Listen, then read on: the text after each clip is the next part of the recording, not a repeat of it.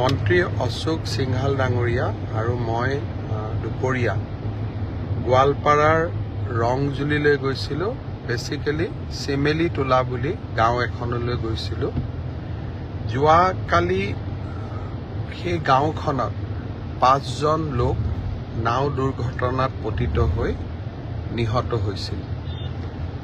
অঞ্জনা মালাকাৰ বুলি এগৰাকী মহিলা আছিলে। প্ৰায় দীৰ্ঘদিন ধৰি কেঞ্চাৰ ৰোগত আক্ৰান্ত হৈ যোৱাকালি মহিলাগৰাকীৰ মৃত্যু হৈছিল। মহিলাগৰাকীক অন্তিম সংস্কাৰৰ বাবে শ্মশানলৈ লৈ যোৱা হৈছিল। শ্মশানখন পানীৰে ভৰ্তি হৈ আছিলে বানপানীৰ কাৰণে। সেয়েহে নাও লৈ গাঁৱৰ মানুহে শ্ৰীমতী মালাকাৰৰ মৃতদেহটো সংস্কাৰৰ বাবে লৈ গৈছিলে।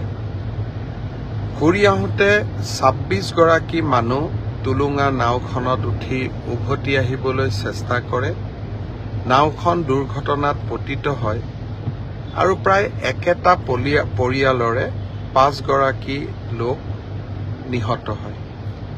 দুৰ্ভাগ্যক্ৰমে এই 5গৰাকীৰ ভিতৰত শ্ৰীমতী অঞ্জনা মালাকাৰৰ স্বামীও ইয়াৰ ভিতৰতে 5জনৰ ভিতৰতে আছিল। নিয়তিয়ে স্বামী স্ত্ৰী দুয়োগৰাকীকে একেলগে এই সংসাৰৰ পৰা আঁতৰাই লৈ গ'ল।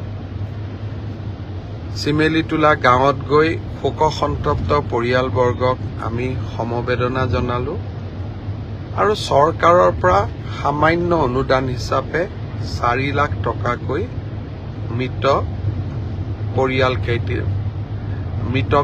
পৰিয়ালকেইটিলৈও আগবঢ়ালোঁ। ৰংজুলিৰ পৰা চিমেলিতোলা প্ৰায় 16 কিলোমিটাৰ ভিতৰত সোমাই যাব লাগে। ঘূৰি আহোঁতে বিভিন্ন স্থানত গাড়ীখন ৰখাই মানুহক মাত কথা দিয়াৰো সুবিধা পালোঁ। ৰংজুলিৰ পৰা গুৱাহাটীলৈ উভতি আহোঁতে বাটতে দক্ষিণ কামৰূপ ভাৰতীয় জনতা পাৰ্টীৰ কাৰ্যালয়। দিনটো একো খোৱা হোৱা নাছিল কাৰণে দক্ষিণ কামৰূপ ভাৰতীয় জনতা পাৰ্টীৰ কাৰ্যালয়তে আমি অশোক সিংহাল আৰু মই এখন ৰুটি খাওঁ। বিধায়ক হেমাংগ ঠাকুৰীয়াই আমাক আতিথ্য আগবঢ়াই বিধায়কগৰাকীকো ধন্যবাদ জনাইছোঁ। অলপ পিছত গুৱাহাটী পাম। আপোনালোকে ইতিমধ্যে গম পাইছে যে অসম চৰকাৰৰ কৰ্মচাৰীসকলৰ বাবে 7 আৰু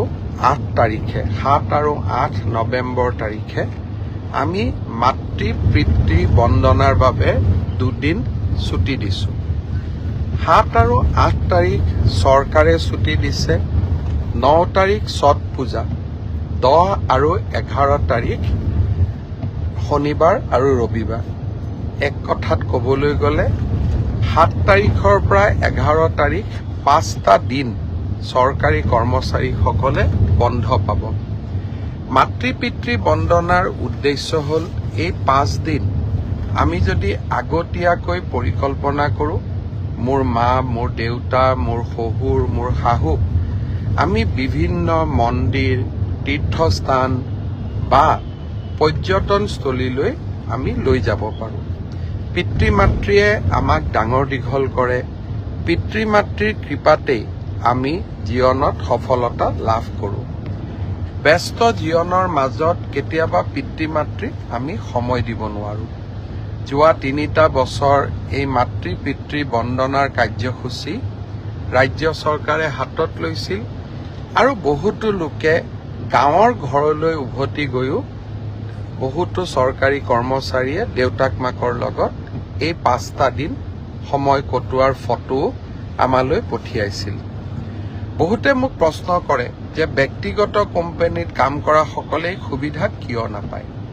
মই আশা কৰোঁ যে চৰকাৰে যেনেকৈ আমাৰ কৰ্মচাৰীসকলক এই সুবিধা দিছে, একে সময়তে ব্যক্তিগত কোম্পানীৰ স্বত্বাধিকাৰসকলেও এনেকুৱা যদি সুবিধা তেওঁলোকৰ কৰ্মচাৰীসকলকো দিয়ে আৰু বিনা বেতন নকটাকৈ যদি বেতন নকটাকৈ যদি এই সুবিধা দিয়ে আমাৰ সমাজখনত মাতৃ পিতৃ বন্দনা এক সুন্দৰ নিয়মলৈ পৰিণত হ'ব।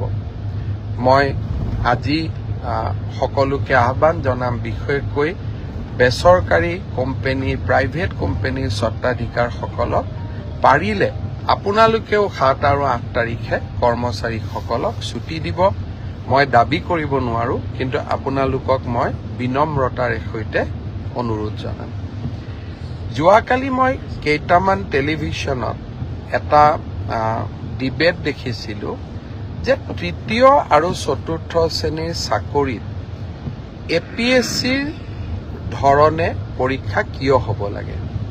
দৰাচলতে আচল কথাটো হ'ল যে আমি APSCৰ ষ্টেণ্ডাৰ্ডৰ প্ৰশ্ন কাটিব খোজা নাই। APSCৰ ধৰণৰ পৰীক্ষা, তাৰমানে প্ৰথম প্ৰিলিমছ হ'ব, তাৰপিছত মেইনছ হ'ব আৰু তাৰপিছত আমাৰ ভাইবা হ'ব।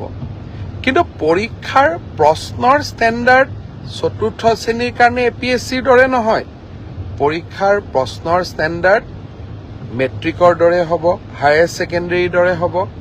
তেনেকে তৃতীয় শ্ৰেণীৰ কাৰণেও আমি সেই ধৰণৰ যিটো পৰীক্ষাৰ বাবে প্ৰয়োজনীয়, অৰ্থাৎ গ্ৰেজুৱেশ্যন যাৰ কোৱালিফিকেশ্যন, তাৰ বাবে চিলেবাছ গ্ৰেজুৱেশ্যন হ'ব, হায়াৰ ছেকেণ্ডেৰী যাৰ চিলেবাছ, তাৰ চিলেবাছ হায়াৰ ছেকেণ্ডেৰী হ'ব। কিন্তু আমি এটা প্ৰস্তাৱ দিছিলোঁ যে এইবাৰ ADREৰ পৰীক্ষাত প্ৰিলিমছ হওক, মেইনছ হওক আৰু ইণ্টাৰভিউ হওক। কিয় কৈছিলোঁ আপোনালোকে জানি আচৰিত হ'ব যে 7,000 পোষ্টৰ ভিতৰত এটা পোষ্ট আছে যাৰ কোৱালিফিকেশ্যন হায়াৰ ছেকেণ্ডেৰী, আৰু সেই শিতানত 3,700 পোষ্ট আছে। তাৰ বিপৰীতে 11 লাখ ল'ৰা ছোৱালীয়ে আবেদন কৰিছে। 11 লাখ ল'ৰা ছোৱালীক যেতিয়া আমি পৰীক্ষা পাতিব যাম, এটা পৰীক্ষা কেন্দ্ৰত যদি 500তকৈও আমি ল'ৰা ছোৱালী বহাৰ সুবিধা দিওঁ, আমাক 2100 পৰীক্ষা কেন্দ্ৰ লাগিব। আৰু 2100 পৰীক্ষা কেন্দ্ৰত সমানে এটা পৰীক্ষাৰ কোৱালিটি মেইনটেইন কৰাটো অসম্ভৱ, প্ৰত্যাহ্বানমূলক হৈ পৰে। যেতিয়া আমি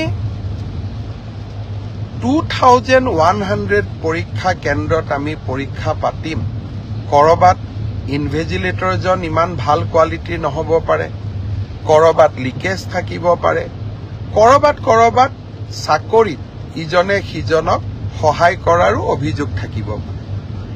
যদি আমি প্ৰিলিমছত এই অভাৱ বা অভিযোগ যিসমূহ থাকিসমূহৰ পৰা আমি যেতিয়া প্ৰিলিমছৰ পৰীক্ষাৰ ফলাফল দিম, প্ৰিলিমছত 1 লাখ ল'ৰা ছোৱালীয়ে পাছ কৰিব।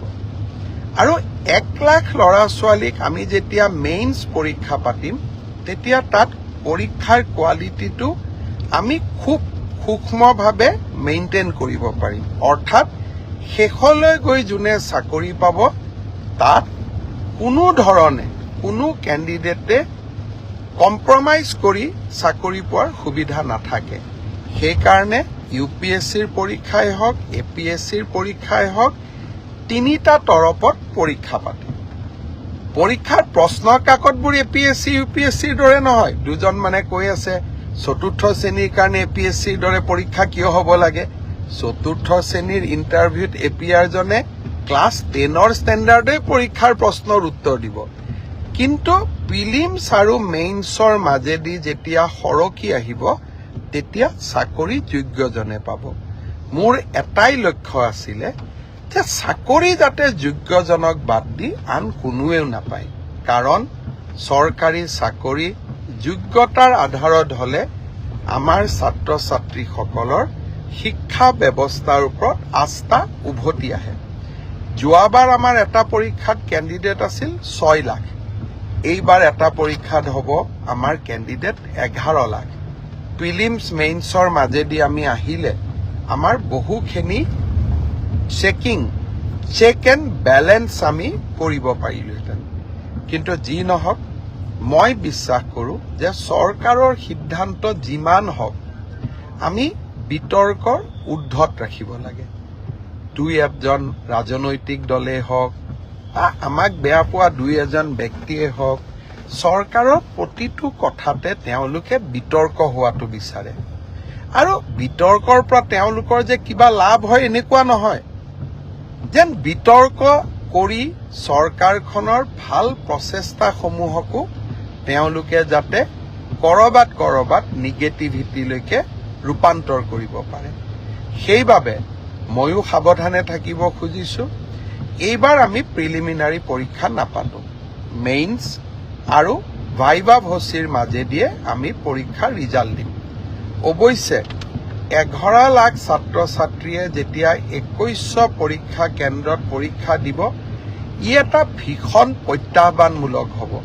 কেনেকে পৰীক্ষা পাতিব পাৰিম, 2100 স্কুল কলেজ, ই এটা ডাঙৰ প্ৰত্যাহ্বান হ'ব। চৰকাৰী বিষয়াসকলে এই বিষয়ে আলাপ আলোচনা আৰম্ভ কৰিছে। ৰাইজৰো সহযোগিতা লাগিব। কি ধৰণে পৰীক্ষাটো বিতৰ্কৰ ওপৰত ৰাখিবৰ কাৰণে ৰাইজৰো আমি সহায় ল'ব পাৰোঁ, তাৰ বিষয়ে আমি চিন্তা চৰ্চা কৰিছোঁ। সময়ত আমি আপোনালোকক কম। 3 অক্টোবৰৰ পৰা পুলিচৰ ইণ্টাৰভিউ আৰম্ভ হ'ব। তাত এনেকুৱা কোনো অসুবিধা নাই, যোৱাবাৰ যেনেকৈ নিযুক্তি হৈছিল এইবাৰো হ'ব। আৰু শিক্ষকৰ নিযুক্তিৰ ক্ষেত্ৰতো আমি ইতিমধ্যে ব্যৱস্থা আৰম্ভ কৰিছোঁ আৰু ইয়াতো বহুত বেছি বিতৰ্কৰ অৱকাশ নাই। আৰু এইবিলাকত নিশ্চিত কোৱালিফিকেশ্যন লাগে কাৰণে কেণ্ডিডেটৰ সংখ্যাও কম। কিন্তু তৃতীয় আৰু চতুৰ্থ শ্ৰেণীত এইবাৰ অসম্ভৱ প্ৰাৰ্থীয়ে আবেদন কৰিছে। সৰ্বমুঠ 18 লাখ আবেদন এই 14,000 পোষ্টৰ কাৰণে আমাৰ ওচৰলৈ আহিছে। যি কি নহওক, দুই এজনে সুধি আছে যে চিলেবাছ কেতিয়া দিব। মই অহা পৰহি বা মেক্সিমাম 4 দিনৰ ভিতৰত চিলেবাছ দুখন প্ৰকাশ কৰিবৰ বাবে মই ৰিক্ৰুটমেণ্ট কমিশ্যনক নিৰ্দেশ দিছোঁ। আৰু মই ভাবোঁ যে ইয়াৰ পিছত এই পৰীক্ষা সম্পৰ্কীয় আপোনালোকে যি কথা বুজিব খোজে, জানিব খোজে, ইয়াৰ পিছত ৰিক্ৰুটমেণ্ট কমিশ্যনে আপোনালোকক জনাই থাকিব। মই মুখ্যমন্ত্ৰী হিচাপে এই প্ৰক্ৰিয়াটোৰ পৰা খুব প্ৰয়োজন নহ'লে আজিৰে পৰা আঁতৰত থকাটো উচিত হ'ব। অৱশ্যে ক'ৰবাত ভুল ভ্ৰান্তি থাকিলে, ক'ৰবাত কিবা বুজাত অসুবিধা হ'লে, ক'ৰবাত স্পষ্টীকৰণৰ প্ৰয়োজন হ'লে নিশ্চয় মই আপোনালোকক এই ধৰণে ফেচবুক লাইভে হওক বা সাংবাদিক মেলত আহি আপোনালোকক মই বুজাবৰ বাবে বা আপোনালোকক চৰকাৰৰ স্থিতি স্পষ্ট কৰিবৰ বাবে মই চেষ্টা কৰিম। বানপানী গোটেইকেইখন নদীতে পানী কমিছে। এক প্ৰকাৰ আজি পাছিঘাটক বাদ দি ব্ৰহ্মপুত্ৰ বিপদসীমাৰ তলেদিয়ে বৈ আছে। উপনদীসমূহৰো পানী কমিছে। এতিয়া ইয়াৰ পিছত আমি বান সাহায্য বা পুনৰ সংস্থাপনৰ কামত আমি নিজক আত্মনিয়োগ কৰিম। চাওঁতে চাওঁতে গুৱাহাটী পালোহি, ISBT পালোহি, হাইৱেৰ ওচৰ পালোহি। আজিলৈ আপোনালোকক ইমানেই জনাইছোঁ। ৰহাৰ কাষত জোঙাল বলহু গড়ত আমি এটা সুন্দৰ পৰ্যটনৰ এটা প্ৰকল্প স্থাপন কৰি আছোঁ। অহাকালি যদি সময় পাওঁ এবাৰ ৰহালৈ যোৱাৰ বাবেও চেষ্টা কৰিম, প্ৰকল্পটো চোৱাৰ কাৰণে।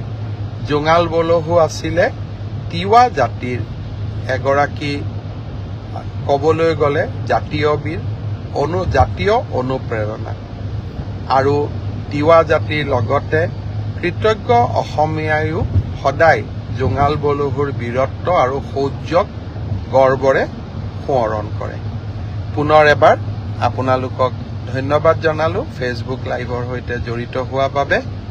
অলপ পিছতে ময়ো আহি ঘৰ পাম, ৰাতিপুৱাই ওলাই গৈছিলোঁ। পুনৰ এবাৰ আপোনালোকক ধন্যবাদ জনালোঁ।